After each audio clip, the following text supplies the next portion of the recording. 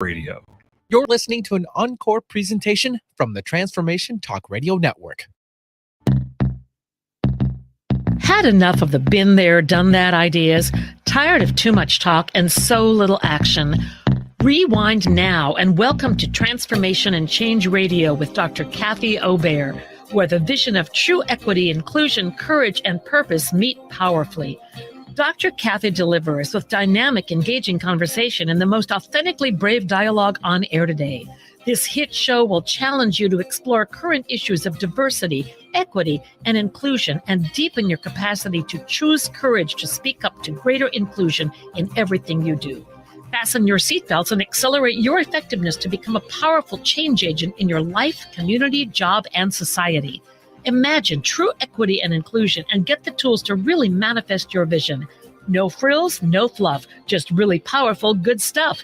Transformation and Change Radio starts now. So welcome to Transformation Change Radio. I'm Dr. Kathy Obear. I could not be more excited to have Dr. Becky Martinez of Infinity Consulting with me. Thank you, Becky, so much for joining. Thank you for having me. I'm excited to be in this conversation with you. Me too. And I noticed I was doing this because we talk about race. I'm much more grounded, centered. I've done much more work on my internalized dominance around race as a white person, white privilege, classism. I've done some, but growing up middle class, professional class, I've not done anywhere near the work. So I'm breathing a lot, and I invite you listeners to breathe. We're talking about engaging the taboo, getting honest about class and classism in higher education and possibly beyond. Because Dr. Martinez, you've not only worked in higher ed, that's when I first met you, 2002. We're coming up on our 20-year anniversary. No. You were in student affairs. Then I've known you in your full-time equity work as a consultant, trainer, coach, author of Straddling Class in the Academy. Did I get that right? You got it right. And then I think there's some articles. I know we've done some article work. So I've just been following you, and I get to work with you as faculty at the Social Justice Training Institute a couple times a year. So I've learned with you, watched you 2 decades. Geez, Louise. I know, right? And just so grateful for your work in the world to help organizations change, leaders change, and to really, as you talked in your bio, hold the both and.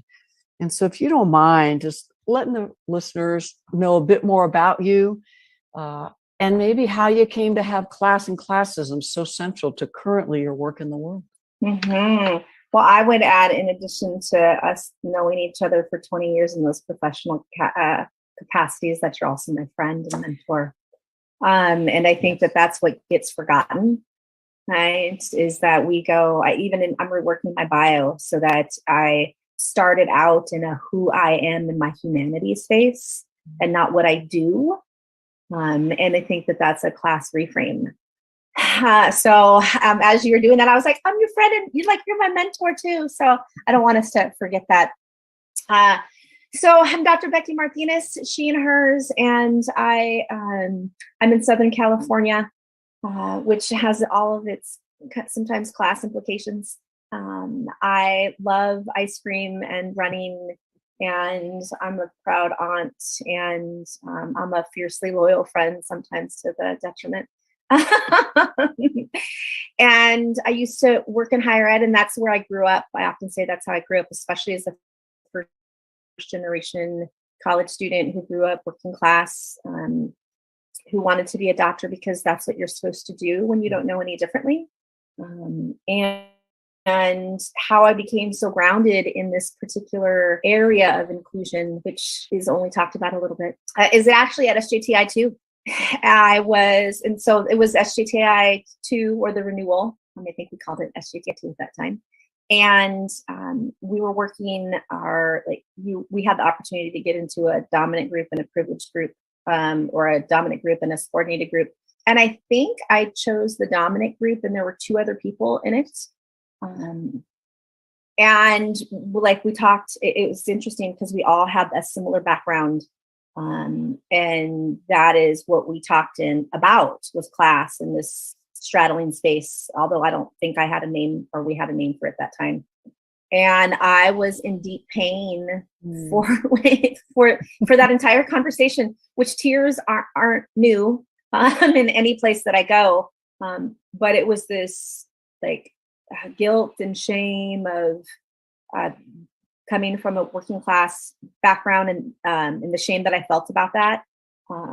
And then the guilt and shame that I felt as a middle class person, and how to like rectify that in my spirit and how I treated people and what I think of them. So that it was my entry point in this conversation and in this work. And since then, it's just become something that sits deeply in my soul, because I think we don't talk about it to like authentic ways. Mm-hmm. You're taking me back to probably a STTI renewal before that, because we had 5 or 6 people in the dominant group on class. And I felt guilt and shame because I was one of the few people there who grew up in class privilege, middle professional class, and now I call myself more upper middle class. And to see how many folks in higher ed, probably nonprofits, as well as maybe even K-12, I wonder how many folks also might be class straddlers now.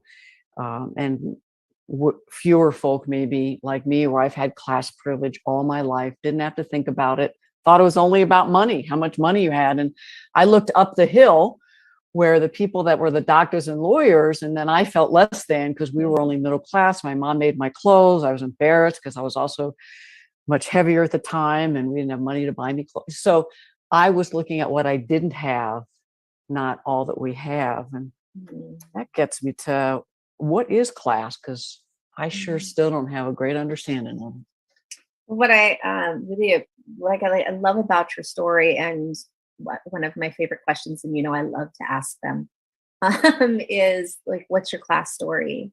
Because we get into the complexities of that. So as I hear you, there's the referent groups that you're talking about. So up the hill, this is how I got my clothing, how I felt, and that was in reference or comparison to another group. And that's sometimes how we work class. So we may not know any differently until there is something different.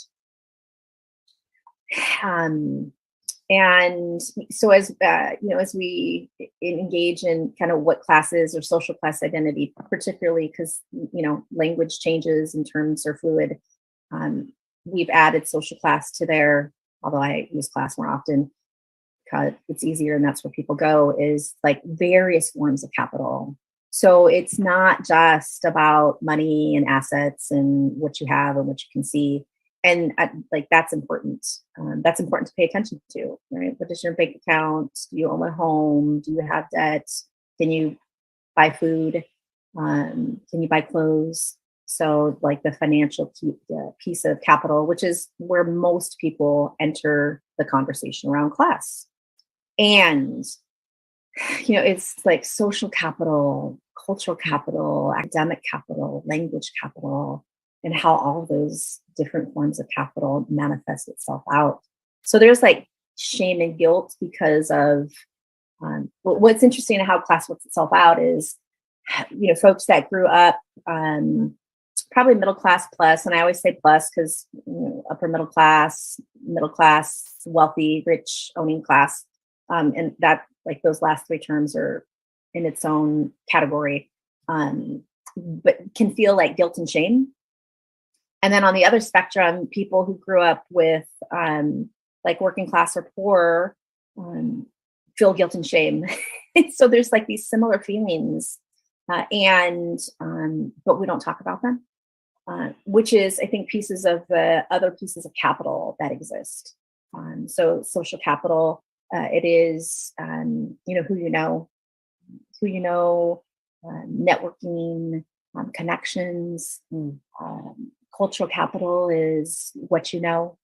So the information that you have, and in particularly an academic setting or in the academy, with those 2 forms of capital, that you want to know, like information around systems, schools, what holds names, I probably wouldn't be here if I didn't know you, and I was connected to SJTI, and we got to work together. So like the social and the cultural capital that comes even in our relationship.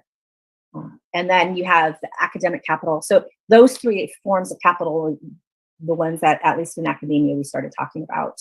And that was Bordeaux's work on financial, social, and cultural capital. And since then, it's been expanded. And so we think of linguistic capital, like how we talk, what accents folks use. Can I say both and that's okay? And it's not tagged as unprofessional. We could unpack unprofessional and professional.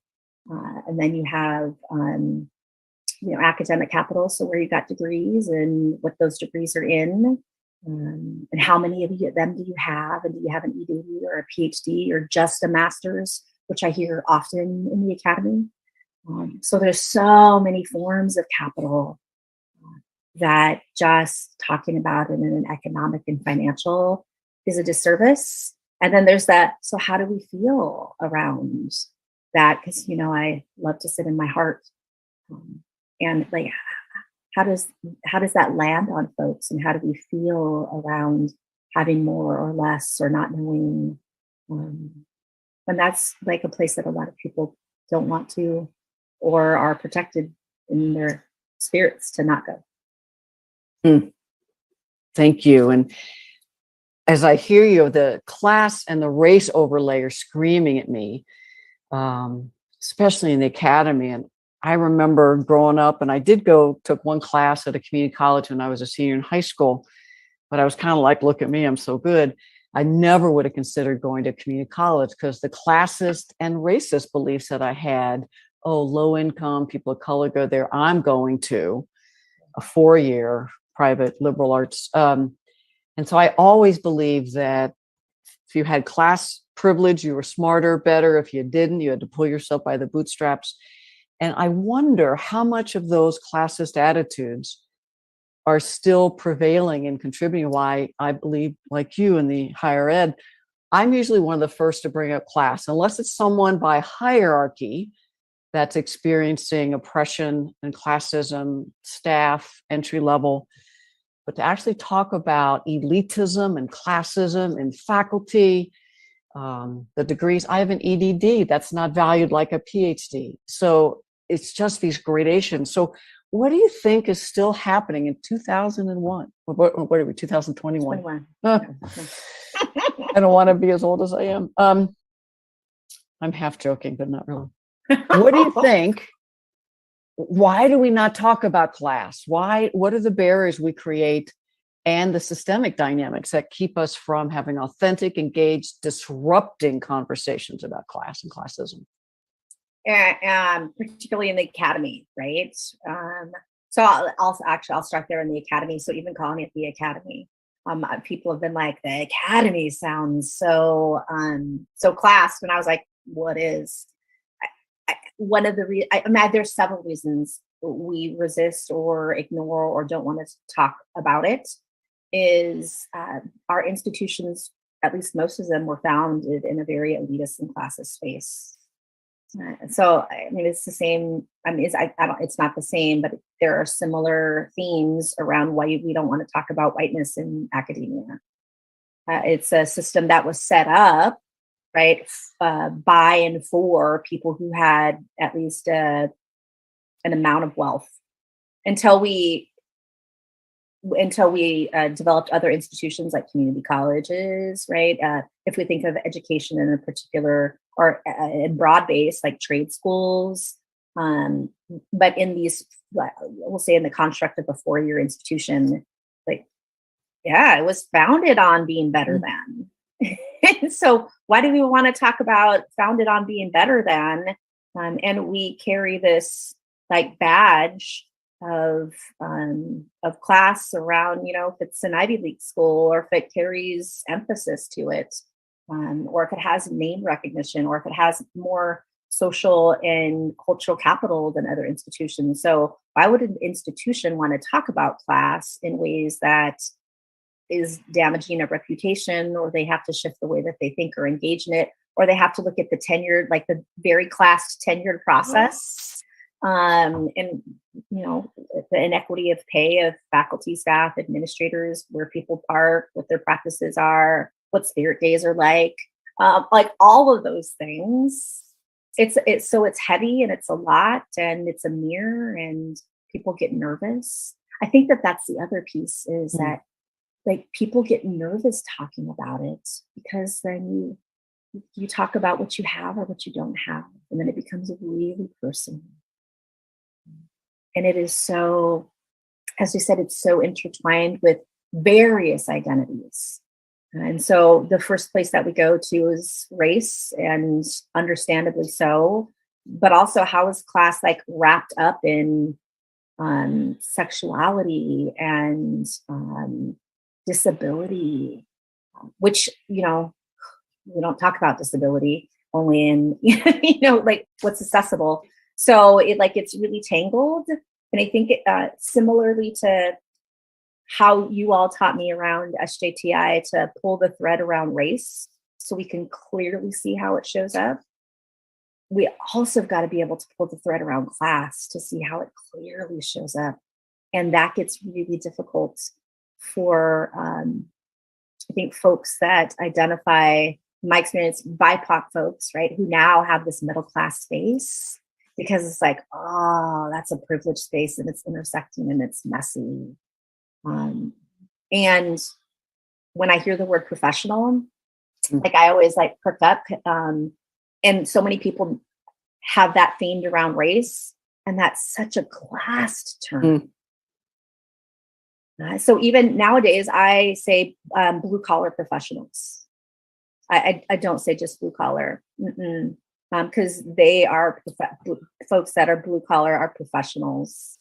And I've been naming myself as a first generation white collar professional, because it just broadens, and people have been like, oh, me too, that's a name. But let's reframe professional so that it is at least as classed as possible. And we can uplift people who are plumbers, because I don't know shit about plumbing and I need a plumber, and that's professional and that's valuable. Yeah. Working with your hands, that's dirty, that's less than, that's immigrant. I mean, there's so many of these different marginalized identities that seem so intertwined over the centuries. You may have intentionally gotten quiet when you started talking about secrets, but your voice got much quieter when you said people don't want to talk about it. They feel uncomfortable. So, it's interesting. Thanks for the feedback. Well, I want to go there. We have, maybe 5-ish minutes before the break. Could you say more about what the secrets are about? That shame, that guilt? Because you have so much about you that's about healing and liberation. And I want to come back to that after the break. But why do we individually, particularly in our marginalized identities, have that shame and guilt because of our class backgrounds? Well, we have been socialized not to talk about class. So, what the things that you don't talk about are politics, religion, and class. And so there's the direct messaging that you don't talk about it. And what's fascinating about that is we talk about it all the time. We just have coded language. And it's like, have you taken a vacation? How did you spend your weekend? I'm going to go grab a coffee, right? Do you want one also? What did you pack for lunch? What language do we use to describe? So we always talk about class, but there's no consciousness, or there's rarely consciousness around how we talk about class. And that's what, that's for me, the beauty of it is there's this language, even the words like nice or fancy. Good neighborhood. Right. Good neighborhood. I went to a fancy dinner. Right. I drive a nice car. They have raggedy clothes. So classed. And I think that's I don't know if it's the tension, or the dissonance that exists in that. And then people want to talk about, because you're going to talk about what folks have and don't have, and what they have access to or not. And it's so very completely clear. Whereas it's like, oh, okay, like who has access to what, who can get what, who is believed, like all of those pieces can be classed. And yeah. So I was thinking about elite colleges, elite independent K-12 schools will probably say we're disrupting classism by, 30% of our monies are going to people who are low income, and yet they're not changing the culture, the climate, and look how we're helping you. And that we're so good, that philanthropic, classist charity is still in me. And the other side of that, I think, is because I think of why middle, upper middle, plus class folks don't want to talk about how much we have, because then someone say, well, how are you using your resources? Why do you keep so much? And so that fear of losing, which I think it's the same of white folks and white privilege, if we really dismantle racism, we won't be able to have all that we have. Whew, we're going to be going to break soon. Any other final reflections? And I'd love you to let folks know where they can find you if they want to keep talking or have you come to their campus, their organization. So I'll give that information, and then we'll see. So it's infinitymartinez.com. That's my website, but it's at Dr. Becky Martinez. That's my Twitter. That is my Instagram. My email is beckymartinez1@gmail, like the number 1, not spelled out 1. So those are my contact ways. And there's so much that you just said there. We'll come back. Keep going. Right? And then you got a few minutes. Yeah. There's just this guilt and shame. And how do we work through that? I think in our dominant identities. But as we see it play out we give students money, right? Or people have a particular salary. That's where folks get stuck just in that economic capital. And so we've created equity through giving you enough money. And institutions have started doing that. I think it was Opportunity Vanderbilt was the first institution that gave, if you had that financial aid, 4 years of tuition paid. And that doesn't make students feel comfortable or part of or supported. So let's give you this money, and which is awesome. So to not be in student debt is great. And how are we creating resources so that students can talk about what their experience is or what they're struggling with? And it's not just students, it's also staff and faculty that come from working class and poor backgrounds, because they're going into a system that they've known because they have a degree or 2 or 3. But there's the assumption that they have a middle class plus origin. That's a myth in higher ed. If you work in higher ed, you come from at least middle class and have to absorb their values and navigate through how they think folks should be. And there's no discussion that I don't feel comfortable or a part of or seen or heard, because I didn't spend this weekend vacationing, or I didn't vacation on a plane when I was young, or I didn't have vacations. Like I worked, or we took care of ourselves during the summer because my family or people who took care of me worked. Like that's not something that we talk about, because there's the assumption that we are all from at least middle class spaces. Yeah. And again, all that shame. And so the same of empowering, amplifying, healing, and still universities, colleges, I gave you this money, therefore you owe me. And it just hit me. I'm sure you talk about this with the whole idea of reparations because of having universities built with enslaved labor. I wonder if there's a parallel of universities coming to terms with how they have been so classist and perpetuated classism, capitalism, and harmful, destructive global and national ways. I don't know the word for it, but I've never thought of that before. Dr. Becky Martinez, Infinity Consulting. I'm Dr. Kathy Obear. We'll be back to Transformation Change Radio after this break. I can't wait.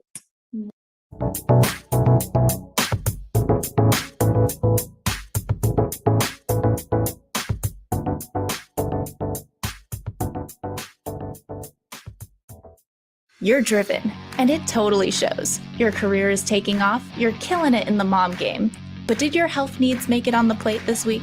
Tune in to the Boss Up Babe radio show, where Carissa Adkins helps babes show up, boss up, and thrive. Every second and fourth Tuesday at 12:30 p.m. Pacific on TransformationTalkRadio.com. Become the boss babe you were meant to be. To sign up for one of Carissa's group coaching programs, visit 365dailyhustle.com. Tune into the Dr. Diane Show, where we explore revolutionary expansion of mind, body, and soul every Thursday at 8 a.m. Pacific, 11 a.m. Eastern on TransformationTalkRadio.com. I bring over 20 years of expertise as a mindset warrior, perspective shifter, and unshakable optimist dedicated to helping you reach your wildest dreams in business, health, performance, and relationships. Join the discussion on the show. Learn more about me, Dr. Diane, and receive a free digital copy of my magazine at naturalnutmeg.com. Do you have traits of ADD or ADHD? It can be hard to meet society's expectations of productivity when traditional approaches to time management and organization don't work for your unique brain. You need customized strategies. In the ADHD Self-Mastery Podcast with Bonnie Minku, you get concise, actionable solutions to help you modify your approach and achieve your goals. Learn more about Bonnie at thrivewithadd.com. How many times do you find yourself saying, "It was nothing," or "just doing my job," when really you knocked it out of the park? How did you get like this? Next time someone tells you "great job," you'll know how to accept it and not deflect it by listening to Courage to Be Seen Radio with host Sherry Clark. Sherry Clark is an experienced global engineering leader, coach, and mentor. From her experiences one-on-one coaching to corporate consulting and executive coaching, Sherry has learned many women need at least 3 things to discover and face success. Learn about the ACES program, how to survive male-dominated fields with grace and authenticity, and reach the top without ever once giving up on who you are. Courage to Be Seen host Sherry Clark explores the awesome power of your entire self and how far you can go by being more you. Check out her website, couragetobeseen.com. You have the courage to be seen. Hi, I'm Mary Jane Mack, and I'm excited to tell you about the latest technology. It is new to this country and it's just amazing. It's out of Germany. The Healy is state-of-the-art technology for improving and changing the body vibration. I have more information about the Healy on my website, maryjanemack.com, or you can call the office at 888-777-4232. You're listening to an encore presentation from the Transformation Talk Radio Network.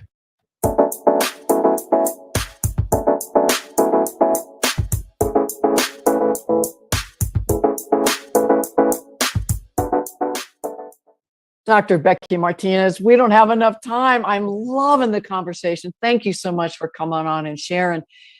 We left beginning to talk about how folks that don't have a middle class plus are coming to universities, colleges, and it's just like not fitting in, but forced to. Could you say more about either what the experience is, what I'm particularly also interested in, because I was swimming and perpetuating middle class plus academia culture that actually keeps classism in place and the damage and the harm we cause when we do that. So anything in there that gets your attention? Yeah, there's a few things. One, I talk about the notion of office hours and how that is folks from poor working class backgrounds, like we need to explain what office hours is because and the value of them, because oftentimes it is we don't seek out help or support. You just like put your head down and you get your work done and you're hardworking and you figure it out. And so even the notion of office hours, right? So academia has some setups that are great support systems, but we get lost in the jargon or assumption that people know what they are and don't explain them well enough. So, office hours. Let's talk about what those mean and, what the value is. Another dynamic that exists in academia, and I've learned it more and I'm recognize it in a more clear way, is like I grew up, and many people grew up in poor and working class settings, or poor and or working class settings, that like you're direct, you just say the thing. There's not all the feelings associated. And like you don't hate each other at the end of it or like feel a certain way. And you cannot be direct and say stuff in academia, right? That's why I think we say, well, let's be intentional and strategic. Let's set up this committee. And that is really challenging for some folks who are like, why do we have to talk about this for a year and a half when we can just do the thing? Or we could just say the thing and then figure out how to do the thing. But like, that's not what you're supposed to do, because that's not playing by the rules and that's not nice and you can't be direct, and people feel a certain way about that. And so as a consultant, I'm able to see it more clearly, and it's just frustrating. And I hear that all the time. I mean, we hear that all the time. Like, how many damn meetings do you have to make this decision? But you want to make sure that everybody is happy enough and they're okay enough with it and that it makes strategic sense. So let's do another assessment. And that I see a lot of folks challenged by this academic or systems approach to making decisions. And it's in such a different value system than lots of other places. Right? It's just this thing in higher ed, because I think when we work with nonprofits, that isn't as prevalent, or less when I do. And definitely it's not what you're doing when you're at the Home Depot working. Right? Like, hey, here's the thing. And there's all kinds of class in that, because you're being directed and told what to do. And I get that. And it's just like, just get it done. Well, as I hear you, status quo. All that you just said are such great resistance strategies to keep the classist, racist, status quo in place, to not have senior leaders, next level, maybe the next labor, feathers ruffled. And y'all are just here to serve us, because that's what poor and working class people should be doing, is serving us with our class privilege. Ugh. Deep breath on those ones, right? And similarly to how I see race play itself out, if we have white leaders in upper administration positions, is that like, then you got to talk about how you really show up. And so these upward level positions come with all kinds of privilege around class. So you got to like talk about how you really show up. And that could be from how much you get paid, to where your office is, to where your parking spot is, to the fact that people come up to you and want to talk to you and maybe want something from you. And like, you got to be grounded to have that conversation. And that is really difficult, just as it is for white people to like talk about that. It's difficult for somebody who earns $200,000 as a VP to talk about that in like ways that are responsible, and like, what's my responsibility as a, and I know that I'm not going to be able to give entry level folks a $10,000 raise. Right? So like, now you're talking about some like factors that impact folks' lives. And I think of like, how do people shift whiteness, right? How do people shift class? Does that mean I give up some of my salary? Like, there's a direct tangible then. And what does that mean? So, And that some means that did. maybe I can't, right? That means I can't afford this house, or I can't send my kid to the college that they want to go to without being in debt. Or I have to change an insurance plan. And those are like some heavy things to talk about. We just finished watching Dope Sick. I think it's on. I haven't watched it. Oh, I can't remember what it's on. Opioid crisis, Sackler family, classism, so disgusting. And as much as I know about Appalachia, really helped me see some of the current dynamics of classism. They intentionally focused on West Virginia, Kentucky, Maine, maybe a couple others. So mostly folk of color, working class, coal, and to watch all the similar dynamics of, I'm going to get mine. And so the folks that were fighting against the Sacklers would get bought out. And so they were with the FDA or wherever they were. And it's like, don't push too much, and then we'll hire you at, $300,000-400,000. And so I just wonder how many folks who move into those upper echelons of 2,000, 200,000 plus relationship with legislatures, corporations, see themselves on boards. And that is so seductive for folks who grew up with class privilege. And I wonder if it's even more seductive, or at least very, for folks that didn't. And I could be wrong, but that fear of sliding back, or as I've learned with you and some of our other friends, it's not just me. It's like, I got an extended family that I'm supporting. And so it's just such a complex web for folk. So complex. And, class can really be disguised and that probably would, it's probably more from an upward mobility, what do you have kind of space. Because people can be driving certain things, but they could be in a ton of debt, or they could be taking care of extended family. But there's the assumption, right? So as I do more work around social class, there's 3 ways in which it exists. And I always say, like, in my body, there's 3 ways that class exists, and for everybody else. So there's your class of origin, so how you grew up, what you had, but what your like value system was, and what you think of the hard work and rest, which isn't part of part of our narrative at all.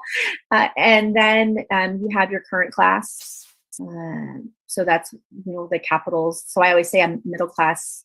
Like, I'm middle class from an economic capital, maybe middle class, like upper middle class, and I'm probably upper class in other forms of capital. Linguistic, academic, social, cultural, at least when it comes to higher ed. If I were going to like corporate world, that wouldn't be the same. But in academia, I'm clearly like maybe low upper with those different forms of capital. And then you have your perceived class. And so like how you are perceived, and then what people put on you, and you're navigating, if we're navigating that all of the time, whether we know it or not. Right. And what are we playing into or not?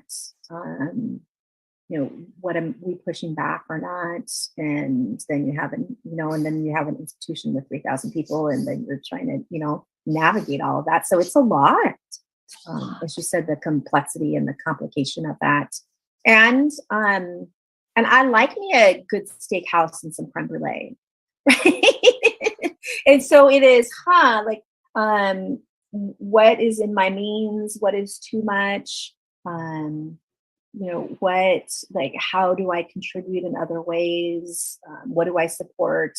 But also the question, I think, especially as a consultant, and so this is where salaried is different than what we do, is like health insurance and retirement and a just in case of a pandemic that happens and we don't know what's going to happen. So there's like all of these pieces to class that are, it's just it's like, okay, so this is what I can make, and I don't have the same trajectory of retirement that people who get retirement from their organizations have, or at least most, not everybody. or had some inheritance when elders passed on. There's two more things I'd love to get to. Awesome. Let's get to it. And this is a new thought. Are there ways that Academy needs to change that are really grounded in the poor and working class ways of being? What do we need to shift to true, we got these strategic plans, you said directness and self-care. You inferred that wasn't necessarily a part of how you grew up, but I know you are talking about healing and self-care now. Are there other ways of being that just may not be literally on the screen of folks in academia who have class privilege in all those three areas you described? What are some ways out? What are some ways to dismantle, recreate, and liberation? So my dear colleague and friend and co-author, Dr. Sanja Ardwan, we talk about Yoso's community cultural wealth model, because there's not yet a model to, like, a development theory or a model to support working class, like poor and working class students on campus. Yeah. Not yet. Yeah. So we'll put yet in the universe. And so just like other marginalized identities, we borrow. And this particular model talks about, it was written for, at that time, Hispanic students in college to reframe. And so oftentimes our models and marginalized identities are from deficit models, and flips the script to talk about like asset base. And so what are poor and working class people, whether that's students or faculty, staff, administrators, and that's the class of origin, bringing to campus that is a value and an asset rather than a deficit. So yeah, there's some language and some jargon that we need to understand. And like, we're bringing like resistant capital to space, right? Or navigational capital. So knowing how to navigate outside of higher ed to get into higher ed, whether that's the job or the admissions as an undergraduate student. So how are we looking at the various forms of capital as a value or an asset coming into the academy? And I think that I really appreciate that reframe rather than a deficit. I was just last week talking with cabinet at a very elite liberal arts college in the Northeast. And what is the Northeast called again? The whitest part of the country? Is that what you meant? It was very white. But like, so I show this screen of words, so like a Wordle, word cloud of terms that I have gathered in my own experience or through sessions, and I have people react to it. And one of the words there is options. And the university president was like, I can't not talk about options. It's my responsibility. I said, absolutely, it's your responsibility. And I'm not saying that people shouldn't use any of this language that's out there. And I want us to pay attention to language and terms that are out there that are classed, options being one of those. And it was a lovely conversation that we had for her to talk about options in a more clear way around class, and even being able to coach faculty or staff or students of, because what we often say is, here is what you need, as opposed to, what do you think you need? And here are options, and then you choose. And, so from a system space, here are all of the options that exist. We're not going to tell you how to be, or what to do, or what you need to do next. And here is the reality of those options. But we don't do that. We coach from a upward mobility. So the myth that everybody goes and enters higher ed to seek better, which is just bullshit. and that, everybody wants to make more money. It's like, no, maybe it's about going back to the community. Maybe it is about having a different status. But the way that the structure is developed is that that's what it is. In fact, and I don't know the intricacies to this, but she had shared with me that the next round of college rankings, I assume for liberal arts, because that's her realm, is going to be based on social mobility, but meaning, right? Like what students do afterwards is going to be how they're ranked. Yeah. Which is all kinds of it's just further, it gets us into class spaces. It's like, so if people want to go into business or corporate, right, or lawyers, right, or engineers or money makers, they're going to get a higher ranking than if somebody wants to go into nonprofit organizing or education. And that's going to be the lesser ranked. And I know that that's already a part of the structure, but for that to be, I think that was implicit, but for that to be so explicit now is just gross negligence. And that's what we can do in those higher ed institutions, like cabinet members, people with positional power, say no, right? Like talk about what that means. But then they've got alumni and donors and students that they want to attract their families, or they've got legacies. And so if we want to flip the script, let's have that conversation, leaders that know that that's not okay. Love it. And legislatures, because With career ready. I see it in community colleges, 4-year, and the states that give money to places that say there's more success. Minor thing could be senior leaders say, I want to parallel on competencies. Here are the 21st century skills that all people need to have when they graduate. Measure us on that. If you won't change this, at least add all these leadership, community, social justice, equity. So I'm learning so much with you, Dr. Becky Martinez, as I do every time we talk, especially when you give me clear, direct feedback. It's part of our friendship as well. So here's my wonder. I've been working, dismantling racism in the classroom, hiring practices, workplaces, creating inclusive. I haven't, except tangentially, brought in class. How could people learn and then be a part of dismantling classism in the classroom, in advising, in hiring practices? I'm not even talking tenure yet, but that would be another one of those systemic performance management, just work climate and teams. As in our few minutes we have left, what are some thoughts of what is possible?